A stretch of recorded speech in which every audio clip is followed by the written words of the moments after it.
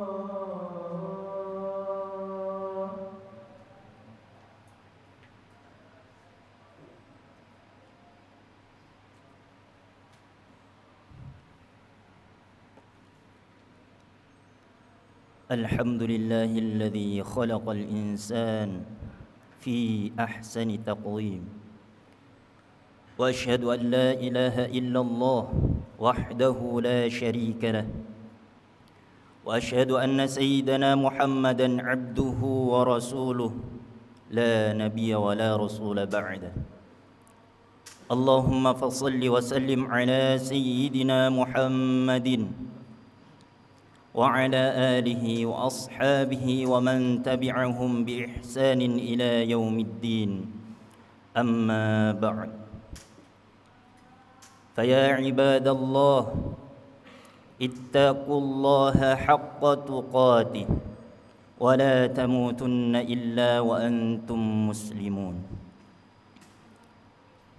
Ma'asyiral muslimin, jamaah sidang Jumat yang dirahmati Allah. Sangat patutlah kita bersyukur kepada Allah. Kita di hari ini diberikan kenikmatan, rahmat yang luar biasa. Kita sudah melewati suatu sunnah yang diajarkan oleh Nabi Ibrahim. Bahkan sangat dianjurkan oleh Nabi Muhammad sallallahu alaihi wasallam beberapa waktu yang lalu, yakni Idul Adha. Di hari ini orang-orang yang telah bertemu dengan Allah lebih dahulu dari kita, pastilah banyak yang meminta untuk kembali ke dunia, yang mana salah satunya termaktub dalam Al-Quran, laula akhartani ila ajalin qarib fa asaddaqa wa akum minas salihin. Orang-orang yang sudah meninggal kangen kepada dunia, ingin kembali ke dunia lagi, ingin menikmati rahmat dan nikmat yang Allah berikan, semisal di hari ini kita lakukan. Mereka ingin kembali walaupun dalam waktu sekejap. Untuk apa? Fa asaddaqa wa akum minas salihin. Untuk bisa bersedekah, untuk bisa menjadi orang yang salih. Maka dari itu, alangkah sangat baiknya kita diberikan rahmat dan nikmat oleh Allah, digunakan untuk meningkatkan takwa kepadanya. Salah satunya dengan apa? Dalam hadis riwayat Sahih Muslim, Rasulullah menyampaikan, la yamutanna ahadukum illa huwa yuhsinul dhanna billahi azza wa jalla. Jangan sampai salah satu kalian meninggal kecuali dia sudah berprasangka baik, berhusnuzon kepada Allah Subhanahu wa ta'ala. Kenapa? Dengan husnuzon hati kita akan tumaknina, akan tenang. Dengan husnuzon semua hal-hal negatif akan hilang, khususnya penyakit hati yang senantiasa akan datang kepada kita, semisal iri, dengki, sombong, dan yang lainnya.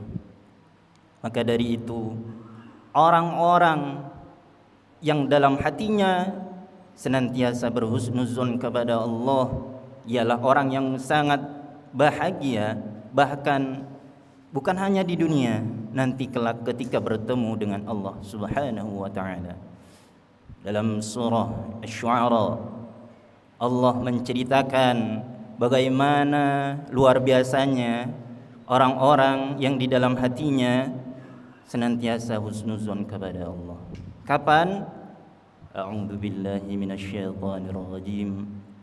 Yauma la yanfa'u malun wa la banun illa man atallaha biqalbin salim.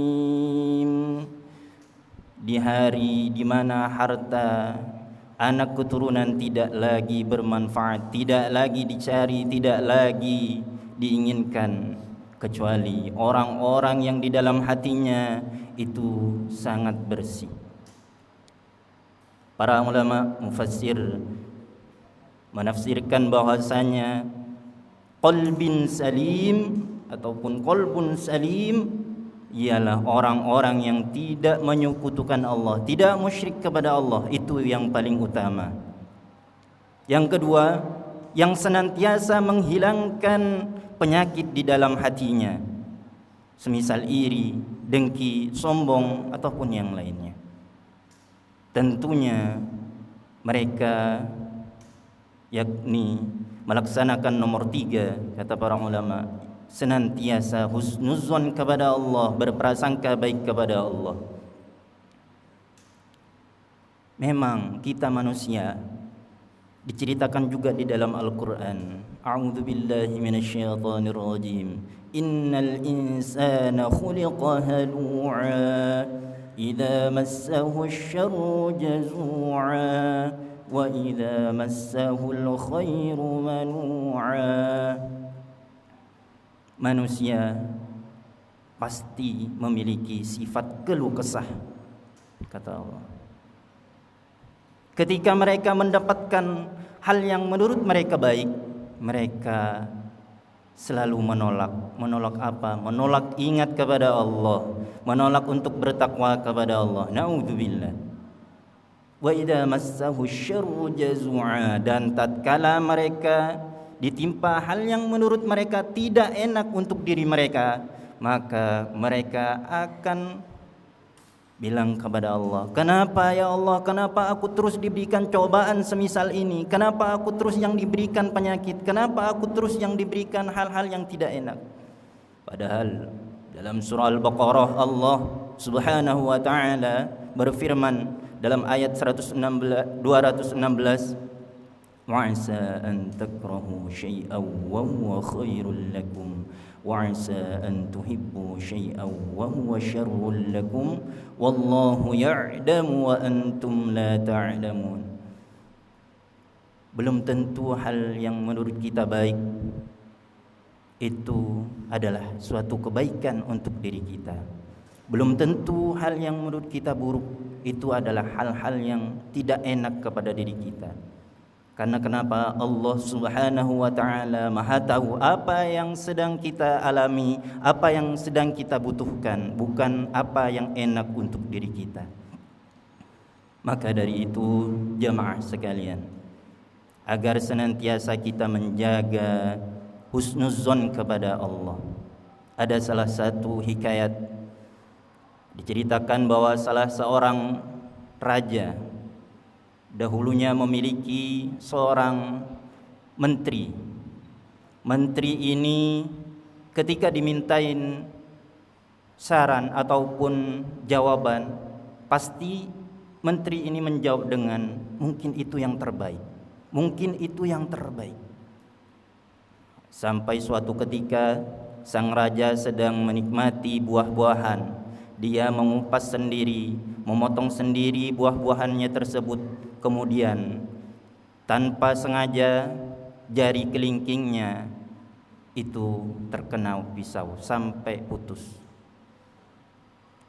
Tatkala sang raja bertanya kepada sang menteri yang tadi, wahai menteriku,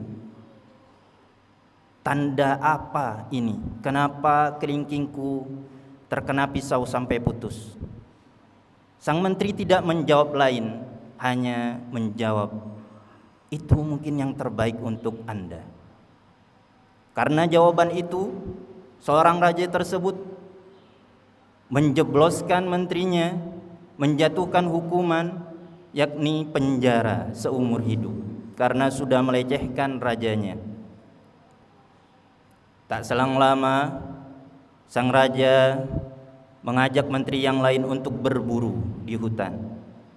Sampainya di hutan, tidak menemukan hewan yang akan diburu. Namun di tengah malam yang menerpa mereka, ternyata mereka dijebak oleh kalangan kanibalisme. Tatkala semua rombongan raja tersebut ditangkap oleh orang-orang kanibalisme, dibuat hidangan. Namun ketika sang raja terlihat kelingkingnya itu putus, tidak ada kelingkingnya, maka raja kanibalisme tidak ingin memakannya. Tidak ingin memakannya, padahal yang lain sudah dimakan. Menteri yang membersamai raja tersebut sudah dimakan, orang-orang prajurit semuanya sudah dimakan. Hanya raja tersebut karena memiliki yang menurut raja kanibalisme itu suatu penyakit, yakni tidak memiliki kelingking, maka raja tersebut dibebaskan. Singkat cerita, raja tersebut pulang ke kerajaannya, kemudian memanggil sang Perdana Menteri tadi yang dijebloskan di dalam penjara. Ditanyakanlah, kenapa engkau menjawab dengan hal ini mungkin yang terbaik buat aku? Apa alasanmu? Ya, itu memang yang terbaik buat Anda. Anda terkena pisau, kelingking Anda putus, itu yang terbaik buat Anda. Anda tidak sampai dimakan oleh raja kanibalisme karena hanya kelingking Anda tidak ada. Dan saya dijebloskan ke penjara pun itu hal yang terbaik buat saya, karena saya tidak diajak Anda untuk berburu. Seandainya kelingking Anda tidak putus, seandainya saya ikut dengan Anda berburu di hutan, mungkin saya sudah dimakan dan Anda juga dimakan oleh orang-orang kanibalisme. Masya Allah, dari cerita tersebut luar biasalah husnuzon seorang menteri. Bahkan di hal-hal yang sangat tidak enak pun dia sangat-sangat husnuzon kepada Allah, walaupun dia dalam keterpurukan. Karena Allah Subhanahu wa ta'ala dalam hadis qudsi menyampaikan, yang mana diriwayatkan oleh Imam Bukhari dan Imam Muslim, inni inda dhanni abdi bi, sungguhnya aku dalam prasangka hamba-hambaku. Ma'asyiral muslimin, jamaah sidang Jumat yang dirahmati Allah. Kita mungkin banyak masalah, mungkin banyak cobaan, banyak hal-hal yang tidak enak menurut diri kita. Namun yakinlah itu yang terbaik dari Allah, dan Allah akan berikan hal-hal luar biasa nantinya kepada kita, bukan hanya di dunia ini tapi kelak di yaumil qiyamah. Barakallahu li wa lakum fil Qur'anil 'azim wa nafa'ani wa iyyakum bima fihi minal ayati wa dzikril hakim wa taqabbalallahu minna wa minkum tilawatahu innahu was-sami'ul 'alim. أقول قولي هذا وأستغفر الله العظيم لي ولكم ولسائر المسلمين والمسلمات والمؤمنين والمؤمنات فاستغفروا وتوبوا إلى ربكم إنه هو الغفور الرحيم.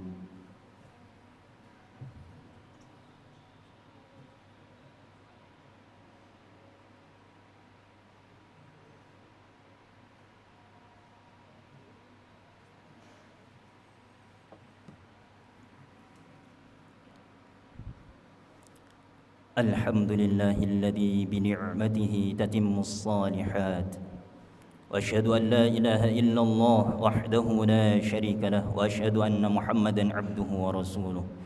اللهم فصل وسلم على سيدنا محمد وعلى آله وأصحابه ومن تبعهم بإحسان إلى يوم الدين. أما بعد، فيا أيها الحاضرون اتقوا الله اتقوا الله اتقوا الله حق تقاته ولا تموتن إلا وأنتم مسلمون، واعلموا أن الله صلى على نبيه على الدوام وأمركم بذلك بالقول المدام. أعوذ بالله من الشيطان الرجيم. إن الله وملائكته يصلون على النبي يا أيها الذين آمنوا صلوا عليه وسلموا تسليما. اللهم صل على سيدنا محمد وعلى آل سيدنا محمد كما صليت على سيدنا إبراهيم وعلى آل سيدنا إبراهيم، وبارك على سيدنا محمد وعلى آل سيدنا محمد كما باركت على سيدنا إبراهيم وعلى آل سيدنا إبراهيم في العالمين إنك حميد مجيد.